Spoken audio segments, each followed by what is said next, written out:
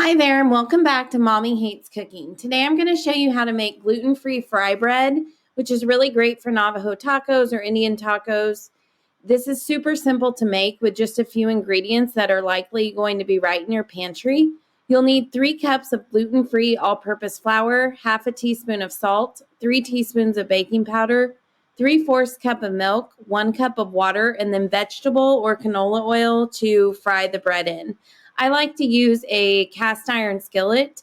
You can use a Dutch oven too, where it's a little bit bigger on the sides. It's totally up to you with what you prefer as far as the pan to fry it in. So the first thing we're going to do is go ahead and get a stand mixer, or you can use a large mixing bowl with an electric mixer or a big wooden spoon. Totally up to you. What I like to do is use my stand mixer, and I am mixing together the flour, salt, and baking powder with the paddle attachment.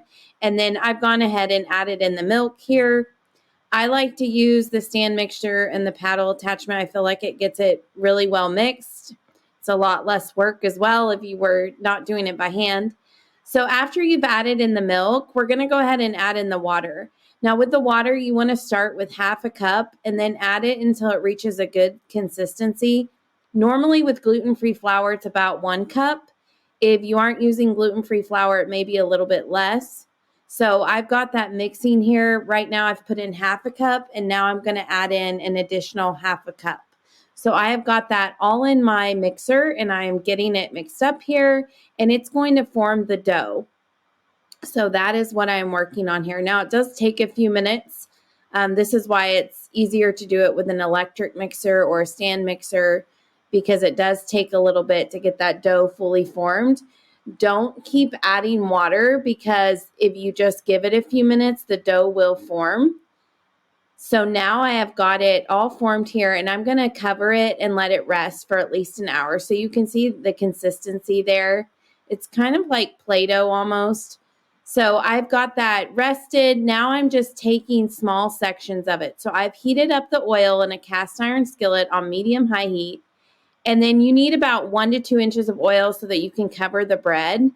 I like to fry this on one side for about a minute, and then I'm going to flip it and fry it a little bit longer so that it fries on both sides, and it's going to get to a really nice golden brown. Now, if your oil is super hot, mine is currently still heating up here, so it's not quite as hot.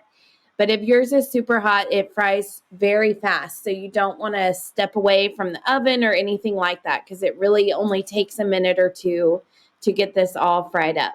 Now, gluten-free bread is dense compared to traditional regular flour. So you want to keep that in mind too. They're not going to be as soft as if you were using a traditional flour. That's just how the gluten-free flour works, and it's just a little bit more dense. So you can see here, you cook it until it's golden brown. And then when you're done, just place it on a paper towel lined plate to cool before you serve it. We like to top ours with taco meat, lettuce, cheese, tomatoes, black olives, and then I like to add some Catalina dressing on top as well. These are going to be best served right out of the fryer. Again, since I mentioned the gluten-free bread is more dense, you want to serve it warm. It's not as good reheated. So we like to do it right out of the fryer. So make as much as you would need right then. I wouldn't make a bunch and save some for later. It just doesn't work as well. You can find this full recipe for gluten-free fry bread over on mommyhatescooking.com. Be sure to like and subscribe so you do not miss the next video. Thanks so much for tuning in today.